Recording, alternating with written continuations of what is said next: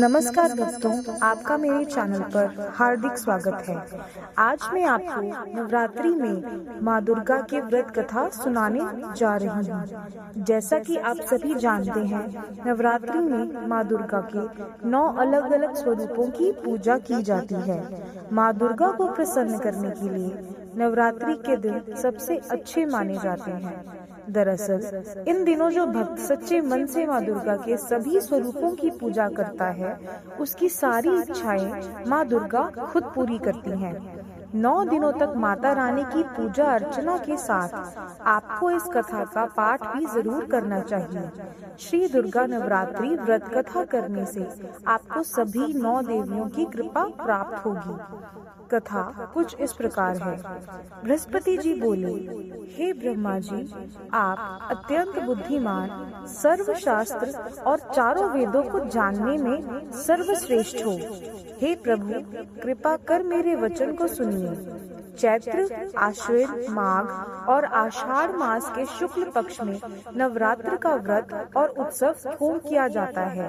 हे भगवान, इस व्रत का फल क्या है, किस प्रकार करना उचित है और पहले इस व्रत को किसने किया, सो विस्तार से कहिए। बृहस्पति जी का ऐसा प्रश्न सुनकर ब्रह्मा जी कहने लगे, हे बृहस्पति, प्राणियों का हित करने की इच्छा से तुमने बहुत ही अच्छा प्रश्न किया है। जो मनुष्य मनोरथ पूर्ण करने वाली दुर्गा, महादेवी, सूर्य और नारायण को ध्यान करते हैं, वे मनुष्य धन्य हैं। नवरात्र व्रत संपूर्ण कामनाओं को पूर्ण करने वाले हैं। इसके करने से पुत्र चाहने वालों को पुत्र, धन चाहने वालों को धन, विद्या चाहने वालों को विद्या और सुख चाहने वालों को सुख मिल सकता है। इस व्रत को करने से रोगी मनुष्य को रोग दूर हो जाता है और कारागार में पड़ा हुआ मनुष्य बंधन से छूट जाता है। मनुष्य की तमाम विपत्तियां दूर हो जाती हैं और उसके घर में संपूर्ण संपत्तियां आकर उपस्थित हो जाती हैं। बंध्या और काक बंध्या के इस व्रत के करने से पुत्र हो जाते हैं। सारे पापों को दूर करने वाले इस व्रत के करने से ऐसा कौन सा मनोरथ है जो सिद्ध नहीं हो सकता। यदि व्रत करने वाला मनुष्य सारे दिन का उपवास ना कर सके तो एक समय भोजन करे और उस दिन बांधवों सहित नवरात्रि व्रत की कथा को सुने। हे बृहस्पति, जिसने सबसे पहले इस महाव्रत को किया है, उसका पवित्र इतिहास मैं तुम्हें सुनाता हूँ। तुम सावधान होकर सुनो। इस प्रकार ब्रह्मा जी के वचन सुनकर बृहस्पति जी ओम बोले। हे ब्राह्मण, मनुष्यों को कल्याण करने वाले इस व्रत के इतिहास को मेरे लिए कहा। मैं सावधान होकर सुन रहा हूँ। आपकी शरण आए हुए मुझ पर कृपा करें। ब्रह्मा जी बोले, पीठक नाम के मनोहर नगर में एक अनाथ नाम का ब्राह्मण रहता था। वो भगवती दुर्गा का भक्त था। उसके सारे सद्गुणों से युक्त मानो ब्रह्मा की सबसे पहली रचना हो, ऐसी यथार्थ नाम वाली सुमति नाम की एक अत्यंत सुंदर कन्या पैदा हुई। वो कन्या सुमति अपने घर के बालकपन में अपनी सहेलियों के साथ क्रीड़ा करती हुई इस प्रकार बढ़ने लगी जैसे शुक्ल पक्ष में चंद्रमा की कला बढ़ती है। उसका पिता रोज दुर्गा की पूजा और होम किया करता था। उस समय वह भी नियम से वहाँ उपस्थित होती थी।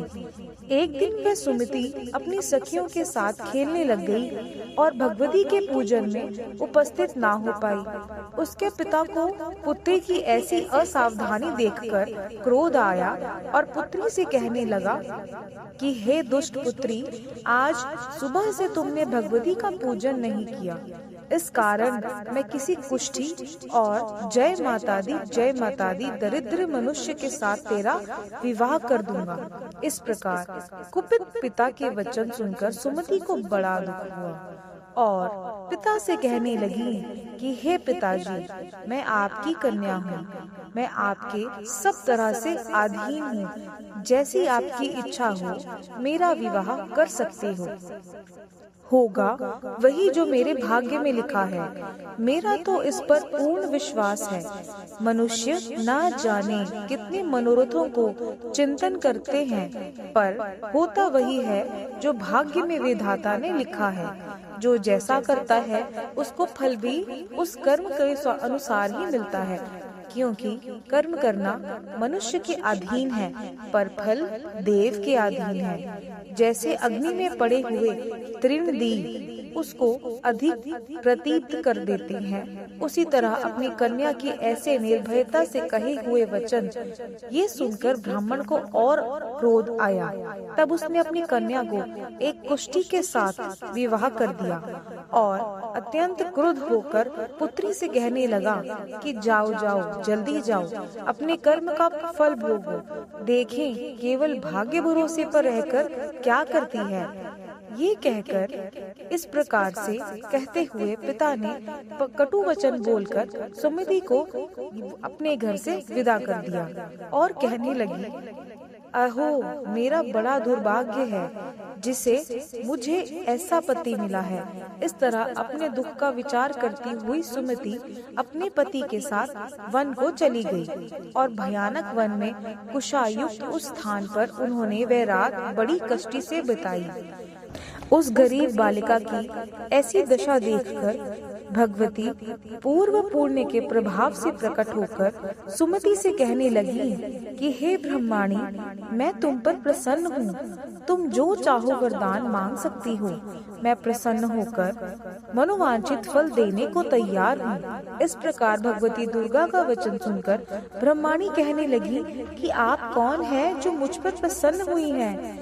ये सब मेरे लिए कहा और अपनी कृपा दृष्टि मुझसे कही। ऐसा ब्रह्माणी का वचन सुनकर देवी कहने लगी कि मैं आदि शक्ति हूँ और मैं ही ब्रह्मा, विद्या और सरस्वती हूँ। मैं प्रसन्न होने पर प्राणियों को दुख दूर करके उनको सुख प्रदान करती हूँ।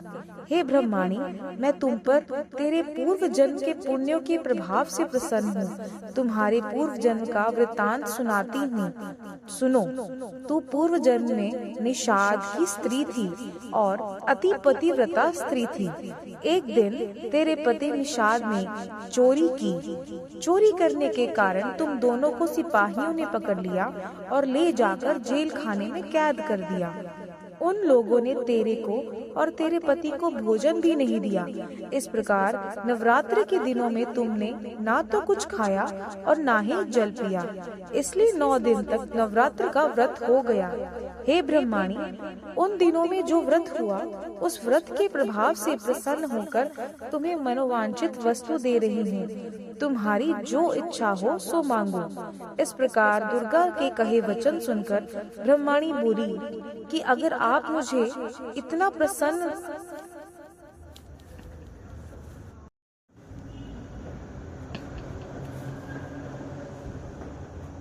उस गरीब बालिका की ऐसी दशा देखकर भगवती पूर्व पुण्य के प्रभाव से प्रकट होकर सुमति से कहने लगी कि हे ब्रह्माणी, मैं तुम पर प्रसन्न हूँ। तुम जो चाहो वरदान मांग सकती हो। मैं प्रसन्न होकर मनोवांछित फल देने को तैयार हूँ। इस प्रकार भगवती दुर्गा का वचन सुनकर ब्रह्माणी कहने लगी कि आप कौन हैं जो मुझ पर प्रसन्न हुई हैं। ये सब मेरे लिए कहा और अपनी कृपा दृष्टि मुझसे कही। ऐसा ब्रह्माणी का वचन सुनकर देवी कहने लगी कि मैं आदि शक्ति हूँ और मैं ही ब्रह्मा, विद्या और सरस्वती हूँ। मैं प्रसन्न होने पर प्राणियों को दुख दूर करके उनको सुख प्रदान करती हूँ। हे ब्रह्माणी, मैं तुम पर तेरे पूर्व जन्म के पुण्यों के प्रभाव से प्रसन्न हूँ। तुम्हारे पूर्व जन्म का वृत्तांत सुनाती हूँ। सुनो, तू पूर्व जन्म में निषाद की स्त्री थी और अति पतिव्रता स्त्री थी। एक दिन तेरे पति निषाद ने चोरी की। चोरी करने के कारण तुम दोनों को सिपाहियों ने पकड़ लिया और ले जाकर जेल खाने में कैद कर दिया। उन लोगों ने तेरे को और तेरे पति को भोजन भी नहीं दिया। इस प्रकार नवरात्र के दिनों में तुमने ना तो कुछ खाया और ना ही जल पिया, इसलिए 9 दिन तक नवरात्र का व्रत हो गया। हे ब्रह्माणी, उन दिनों में जो व्रत हुआ, उस व्रत के प्रभाव से प्रसन्न होकर तुम्हें मनोवांछित वस्तु दे रही हूँ। तुम्हारी जो इच्छा हो सो मांगो। तब तक उसके पति का शरीर भगवती दुर्गा की कृपा से कुष्ठहीन होकर अति कांति युक्त और सुंदर हो गया। वो ब्रह्माणी पति की मनोहर देह को देखकर देवी को अति पराक्रमी वाली समझकर स्तुति करने लगी कि हे दुर्गे, आप दुर्गत को दूर करने वाली, तीनों जगत का संताप हरने वाली, समस्त दुखों को दूर करने वाली, रोगी मनुष्य को निरोग करने वाली, प्रसन्न होने पर मनोवांछित वस्तु को देने वाली और दुष्ट मनुष्यों का नाश करने वाली हो। तुम ही सारे जगत की माता और पिता हो। हे अम्बे, मुझ अपराध रहित अबला को मेरे पिता ने कुष्ठ के साथ विवाह कर मुझे घर से निकाल दिया। उसकी निकाली हुई मैं पृथ्वी पर घूमने लगी। आपने ही मेरा इस आपत्ति रूप समुद्री से उद्धार किया है। हे देवी, आपको मैं प्रणाम करती हूँ। मुझ दीन की रक्षा करिए। ब्रह्मा जी बोले कि हे बृहस्पति, इस प्रकार उस सुमति ने मन से देवी की बहुत स्तुति की। उससे की हुई स्तुति सुनकर देवी को बहुत संतोष हुआ और ब्रह्माणी से कहने लगी कि हे ब्रह्माणी, तुम्हारे उदायन नाम का एक अति बुद्धिमान, धनवान, कीर्तिवान और जितेंद्रिय पुत्र शीघ्र ही होगा। ऐसा कहकर वो देवी उस ब्रह्माणी से फिर बोलने लगी कि हे ब्राह्मणी, और जो कुछ तेरी इच्छा हो वो मनोवांछित वस्तु तुम मांग सकती हो। ऐसा भगवती दुर्गा का वचन सुनकर सुमति बोली कि हे भगवती दुर्गे, अगर आप मेरे पर प्रसन्न हैं तो कृपा कर मुझे नवरात्रि विधि बताइए। हे दयावती, जिस विधि से नवरात्र व्रत करने से आप प्रसन्न होती हैं, उस विधि और उसके फल को मेरे लिए विस्तार से वर्णन करें। इस प्रकार ब्राह्मणी के वचन सुनकर दुर्गा कहने लगी कि हे ब्राह्मणी, मैं तुम्हारे लिए संपूर्ण पापों और बाकी कष्ट दूर करने वाली नवरात्र विधि बताती हूँ, जिसको सुनने से तमाम पापों से छुटकारा, मोक्ष की प्राप्ति हो जाएगी। आश्विन मास के शुक्ल पक्ष की प्रतिपदा से लेकर 9 दिन तक विधि पूर्वक व्रत करें। यदि दिन भर ना व्रत कर सके तो एक समय का भोजन कर लें।